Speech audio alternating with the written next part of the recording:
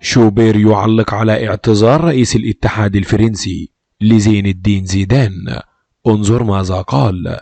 إليكم التفاصيل كاملة بهذا الفيديو، بس خلينا قبل ما نبدأ بالمشاهدة يا ريت ما تنساش إنك تصلي على النبي محمد عليه أفضل الصلاة والسلام.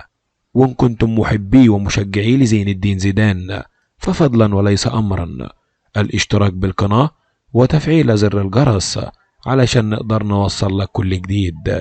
هيا بنا. علق الإعلامي أحمد شوبير حارس مرمى الأهلي ومنتخب مصر السابق على اعتذار رئيس الاتحاد الفرنسي على تصريحاته ضد زين الدين زيدان. قال الإعلامي أحمد شوبير رئيس الاتحاد الفرنسي قال إنه كان تصريحا غبيا وتسبب في سوء فهم، وأن زين الدين زيدان يعرف جيدا التقدير الدائم الذي أقدمه له مثل بقية الشعب الفرنسي.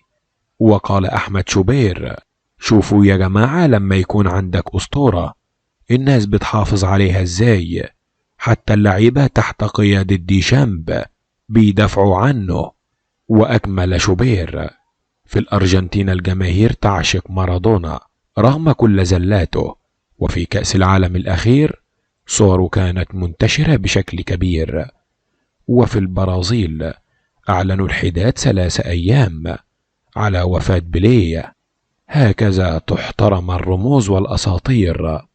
وقال لوغاريت رئيس الاتحاد الفرنسي في تصريحات له أن تدريب زيدان لمنتخب البرازيل لا يعنيه، كما أكد أنه لم يتواصل مع زيدان لتدريب منتخب فرنسا ولم يفكر في ذلك على الإطلاق.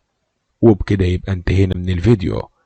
وإن كنتم محبي لزين الدين زيدان ففضلا وليس أمرا الاشتراك بالقناة وتفعيل زر الجرس علشان نقدر نوصل لكم كل جديد.